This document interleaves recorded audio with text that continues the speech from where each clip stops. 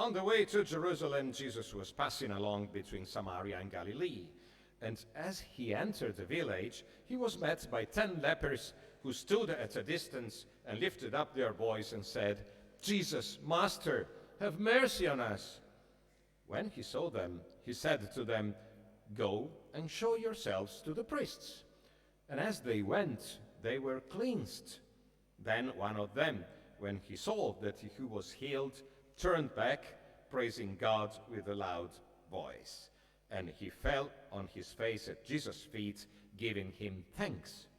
Now he was a Samaritan. Then said Jesus, "Were not 10 cleansed? Where are the 9? Was no one found to return and give praise to God except this stranger?" And he said to him, "Rise and go your way. Your faith has made you well." Amen.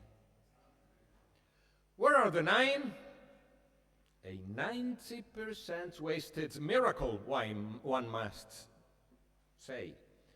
Jesus is seriously worried, and certainly he must also feel quite frustrated in the face of the lack of recognition from those who should have recognized him first as the Son of God, that is, his fellow Jews.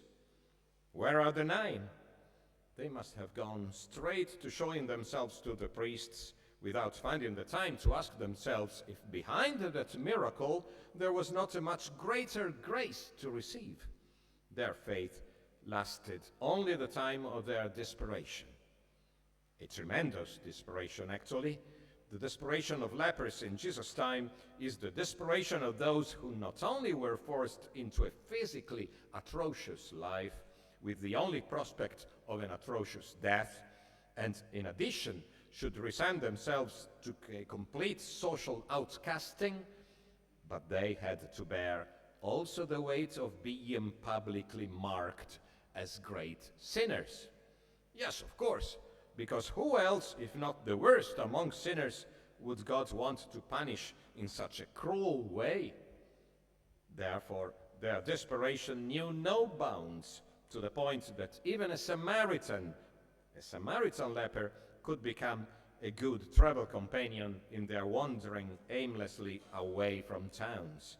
Galileans and Samaritans united in the worst of earthly evils, leprosy, before Jesus' coming. Jesus, Master, have mercy on us. It is a faith made of desperation that drives them to invoke help from a man of whom they had heard wonders. At the point where they were, after all, they would have invoked even the best known of charlatans, even the devil indeed, in order to get out of their total physical, social, and spiritual misery. And it is the same faith made of desperation that leads them to follow Jesus' invitation. Go and show yourselves to the priests. An apparently absurd invitation.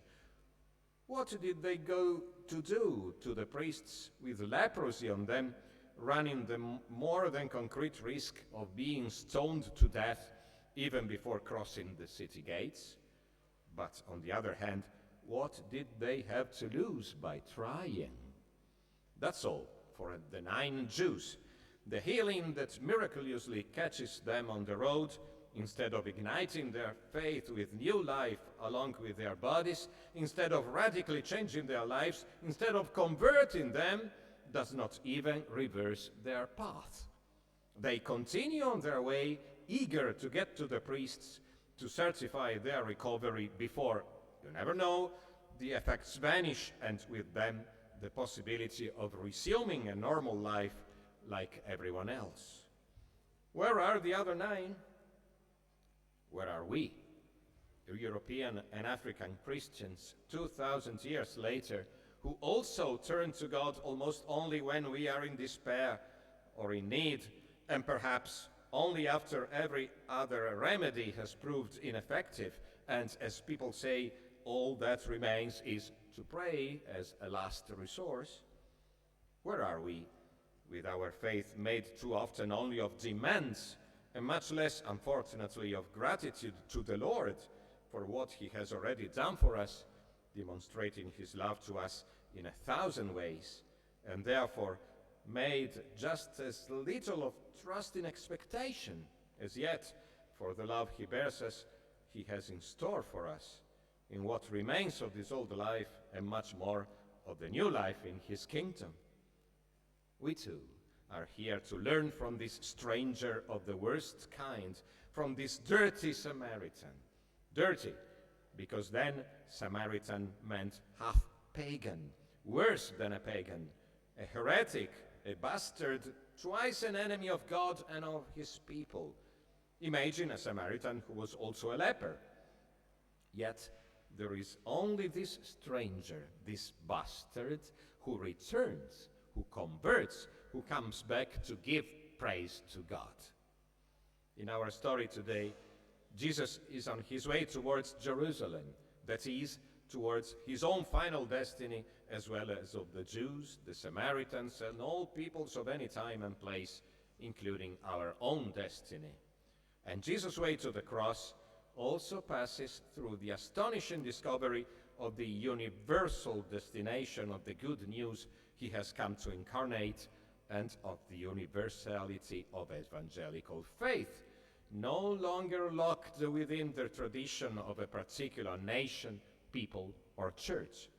This is the real great miracle of our story today, the Samaritan's faith. Not only despair, dear brothers and sisters, but also God's love. Even his goodwill for healing, for liberation, for salvation knows no bounds. There is still hope. His kingdom goes on, even in spite of us.